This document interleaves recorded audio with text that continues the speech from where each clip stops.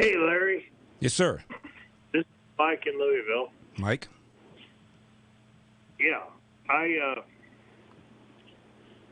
told your screener that I wanted to challenge you.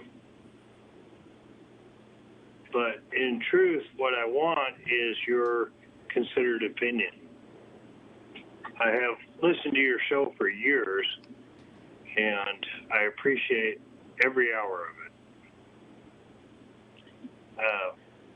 But I absolutely do hold President Trump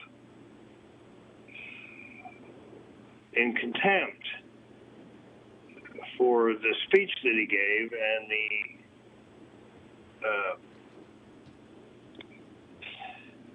basically, it's my opinion, he incited a riot. But I also hold President Obama in contempt because he caused the deaths of multiple police officers in the Deep South. And I really want your opinion. Mike, thank you for calling. I think I gave you my opinion. First of all, they weren't all in the Deep South. Two of them were in New York City. Mike, I criticized Obama for his anti-cop statements. I quoted the head of one of the federations of police officers who also held Obama responsible for creating the atmosphere that motivated these three black men to kill those officers, execution style.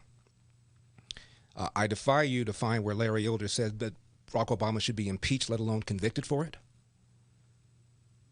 And the difference between what Trump said and what Obama said, in my opinion, Mike, Obama was pushing a lie, a demonstrable lie. It's a lie that has been refuted by researchers at Washington State. It's a lie that's been refuted by other researchers, including the Harvard economist Roland Fryer, who found out that the police are more hesitant, more reluctant to pull the trigger on a black suspect than on the white suspect. A very long article in the Washington Post. I urge everybody to take a look at it. April 27, 2016, in which they quoted a study done by researchers at Washington State. They've done this study now 3 times over several years, and they found the police 3 times more hesitant, 3 times more reluctant to pull the trigger on the black suspect than a white suspect. So what Obama is pushing is a flat-out lie. What Trump is pushing, to use that word, is his belief that the election was stolen, the same word that Hillary used for 4 years. Now, as I said before, you look at 3 states, 40,000 votes, this thing goes the other way.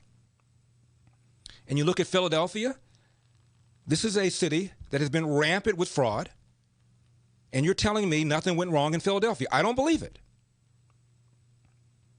I said a moment ago that there were 2 very prominent left-wing lawyers who used to be respected, Alan Dershowitz and Jonathan Turley, and they both thought that the Pennsylvania case should have been taken up by the Supreme Court, and that the Michigan rules were bent illegally, and that Alan Dershowitz even thought that not only the Supreme Court should take the case, but that Donald Trump was going to win it. Now, whether or not if they went over this on the merits, that would have overturned the electors in Pennsylvania to Trump, I don't know. But it certainly seems to me to be something that deserves being investigated. And then I talked to you about the Supreme Court decision in the Wisconsin case. 4 judges agreed that the case should be kicked out because of procedural rules, including that Donald Trump filed it too late. But 3 of them, including the Chief Justice of the Wisconsin Supreme Court, disagreed and felt the case should be heard on the merits. So that's 2 states. And then you look at Michigan, and you have this election official who's been working for the election board for years. And she says, I've witnessed fraud in Detroit, in Pontiac, and in Flint for years. Is she full of it? That's 3 states right there. And I haven't even talked about Georgia. So, as far as I'm concerned, Donald Trump had far more reason to feel that the election was, quote, stolen from him than did Hillary. And yet 78% of Democrats, 78%, believe not only that the Russians interfered with the election, which clearly they did, and Donald Trump has acknowledged that, but 78% of Democrats believe not only that Russia interfered, but that Russia changed the outcome of the vote. Now, who put that in their head? Why hasn't that been something that we're talking about? That's a lie. It is false. But a large number of Donald Trump supporters, including Donald Trump himself, believe that the election was riddled with irregularities, fraud, if not outright theft. It seems to me, as I said a million times, if the shoe were on the other foot, if Democrats lost by 40,000 votes, and some election official in Michigan said there's been rampant fraud for years, and they lost Pennsylvania, and you got Dershowitz and Turley saying that because of the election changes and the manipulation and the bending of rules that they thought the Supreme Court should take up the case. Biden camp wouldn't be quoting people like that, wouldn't be pounding the table, yelling, screaming, angry. Please. Hillary, for 4 years, used the word illegitimate to describe President Trump. 4 years. Said you can do everything right and the election could, quote, still be stolen from you, close quote. I've told you about John Lewis. Good trouble. Very respected member of the House. Refused to attend any of President Trump's State of the Union speeches. Called him illegitimate and racist.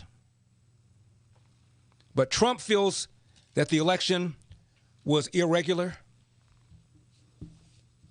Now, all of a sudden, count stops in the middle of the night.